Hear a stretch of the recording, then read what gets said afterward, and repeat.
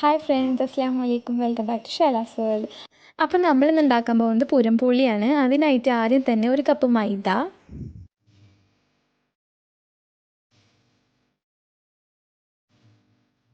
ഒരു നുള്ള് ഉപ്പ്,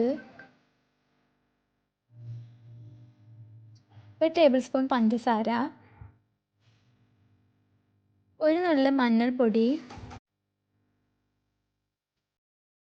ഒരു ടേബിൾ സ്പൂൺ സൺഫ്ലവർ ഓയിൽ.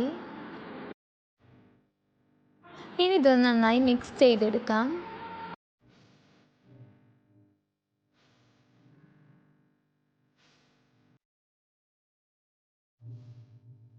ഇനി ഇതിലോട്ട് കുറേശ്ശെ വെള്ളം ഒഴിച്ച് നന്നായി കുഴച്ചെടുത്ത് ചപ്പാത്തി മാവ് പരുവത്തിലാക്കാം.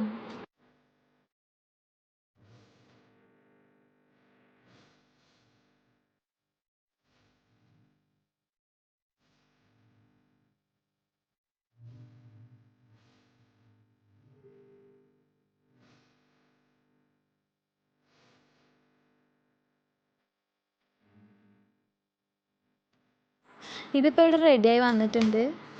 ഇനി നമുക്കിതിലേക്കുള്ള കൂട്ട് റെഡിയാക്കാം.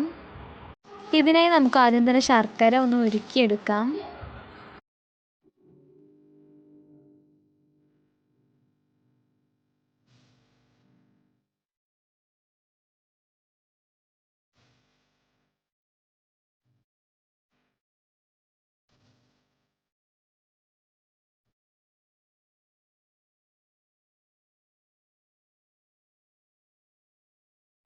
ഇതിപ്പോൾ ഇവിടെ ചെറുതായി ഒന്ന് ഉരുകി വന്നിട്ടുണ്ട്.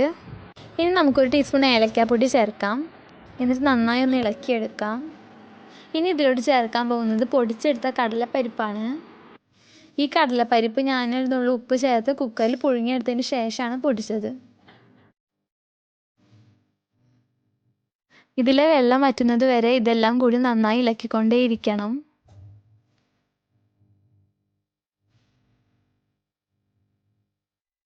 ഇതിപ്പോൾ ഇവിടെ കറക്റ്റ് പരുവത്തിലായി വന്നിട്ടുണ്ട്. നമുക്ക് പുരൻപോളിക്ക് വേണ്ടത് ഈ രീതിയിലുള്ള മാവാണ്. ഇനി ഇതിലേക്ക് ഒരു ടീസ്പൂൺ സൺഫ്ലവർ ഓയിൽ ഒഴിച്ച് നന്നായി മിക്സ് ചെയ്തെടുക്കാം.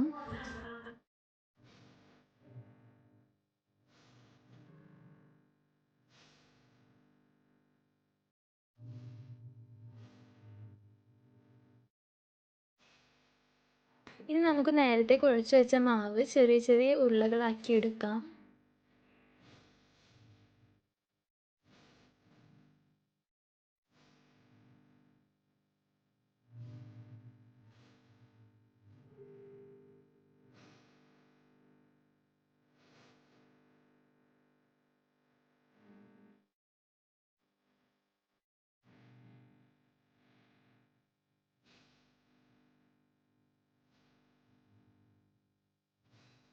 മൈദമാവ് കുഴച്ച് ഉരുളകൾ ഉണ്ടാക്കിയതുപോലെ തന്നെ നമുക്കിനി ഇതിൽ നിന്നും ഉരുളകൾ ഉണ്ടാക്കിയെടുക്കാം.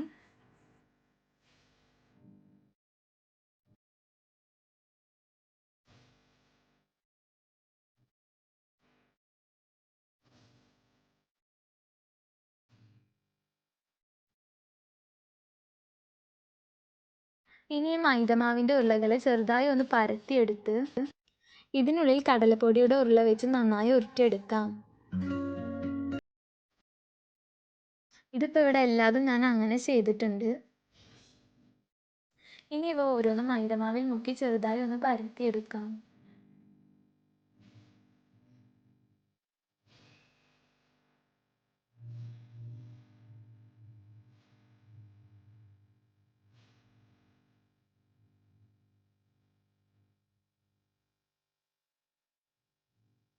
ഇതിപ്പോൾ ഇവിടെ നല്ലോണം പരന്ന് വന്നിട്ടുണ്ട്. ഇനി പാനിലോട്ട് എണ്ണ തടവി ഇത് ചുട്ടെടുക്കാം. ഇതിൻ്റെ മുകൾ ഭാഗത്തും ചെറുതായി ഒന്ന് എണ്ണ തടവിയെടുക്കാം.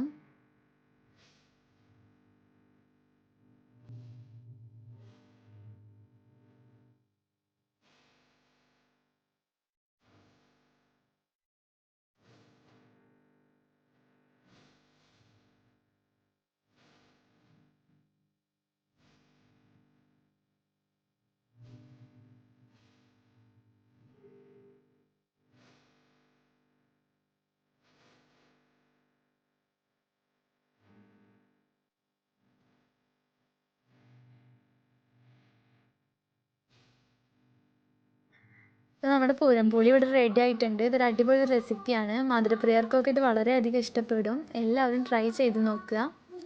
അതുപോലെ തന്നെ നിങ്ങളെൻ്റെ ചാനൽ ആദ്യമായിട്ടാണ് കാണുന്നത് എന്നുണ്ടെങ്കിൽ സബ്സ്ക്രൈബ് ചെയ്യുക. തൊട്ടടുത്ത് കാണുന്ന ബെല്ലൈക്കൻ കൂടി പ്രസ് ചെയ്യുക. താങ്ക്